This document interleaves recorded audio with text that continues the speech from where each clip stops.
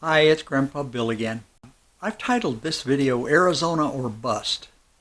There's another video titled The Foursquare Baptist Church that should be watched prior to this one.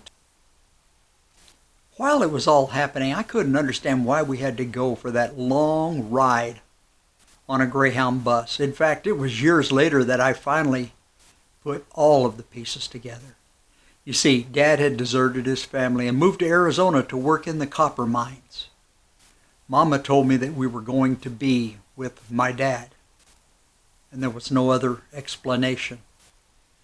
My Grandma Cook, told Mama where Dad had settled.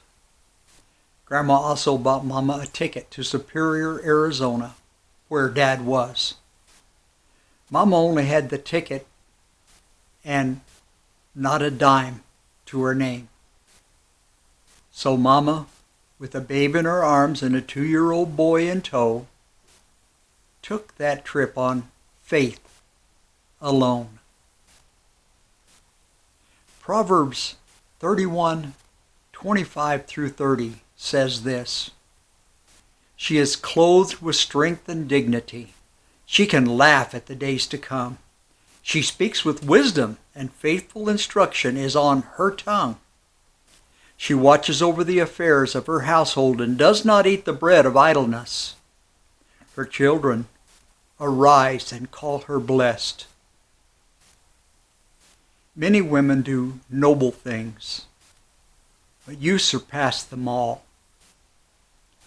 Charm is deceptive, beauty is fleeting, but a woman who fears the Lord is to be praised. He was warmer than a summer breeze. He was softer than his silver hair. He was brighter than the twinkle in his eye as he rested in his easy chair. And I remember how he used to smile and tell me all about the folks back then. And if I had my way, you know I'd be there today, and I'd do it all over again. So, there Mama was, on a bus trip from Kentucky to Arizona, with no money. And she was saddled with a baby girl in her arms and a very hungry little boy, crying and begging for food. Out of desperation, Mama tried to get me to nurse like my sister, but quickly realized she barely had enough milk for the baby alone. A lady traveling on our bus realized Mama's desperate situation and handed her some chocolate pudding, saying that it was all she had, but was afraid that it might be going bad. Mama tasted it, set it aside, and thanked the lady for the pudding. I knew it was there, the pudding, and I started to beg even more. So finally, out of desperation, Mama gave me the pudding because it was all she had, and I wolfed it down. Years later, while recalling that memory, I realized that during the entire bus trip, Mama never had a thing to eat. We just drank water from the drinking fountains at the bus stops. Well, a few hours after eating that chocolate pudding, I started getting sick and began to beg to go to the bathroom. Well, that old bus didn't have a bathroom on it. But another kind lady handed Mama an empty shoebox. The pudding had given me a bad case of the runs. This probably isn't really accurate, or maybe even isn't in good taste, but it seemed to me like I half filled that box. And Mama didn't have a problem with me begging for food for the rest of the trip because I was too sick to eat, which was, for her anyway, a blessing in disguise. While it was happening, I would have argued that point. But looking back, I have to agree, it really was a blessing. Well, when we got to Superior, Mama found out where Dad was living, and we walked from the bus stop to the house that he was renting.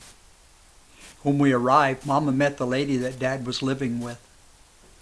Somewhere in Superior, there's a half-brother that I have by that lady. And as far as I know, I've never met him. When Mama and the lady's drama ended, that lady moved out, and Dad ended up stepping up and supporting his family. There were many rough days ahead for our family because of what had happened. But over time, they worked it all out. But sin has its consequences. Unfortunately for the four of us children, each of us suffered in different ways during that healing process. But even after all of the turmoil, I can say with great assurance the following words for all four of us children. I love you, Mama, and I love you, Dad. 1 Corinthians 13, 4 through 8 says this: Love is patient, love is kind. It does not envy, it does not boast, it is not proud. It does not dishonor others. It is not self-seeking. It is not easily angered. It keeps no record of wrongs. Love does not delight in evil, but rejoices with the truth. It always protects, always trusts, always hopes, always perseveres. Love never fails. I saw love slowly bloom again in their marriage, but it took years and a praying mama with an unbreakable faith in Jesus. God's love for you is so strong that all you have to do is to reach out to Him, and He will meet you there. Those who call to Him from their hearts will never be turned away. It says so in John 6:37. Whoever comes to me, I will never turn away. Don't play games with God. He knows your heart. You can't just say empty words and expect God to respond. Call out truthfully to Him. 1 Samuel 16:7 lets us know that. It says, the Lord does not look at the things people look at. People look at the outward appearance, but the Lord looks at the heart.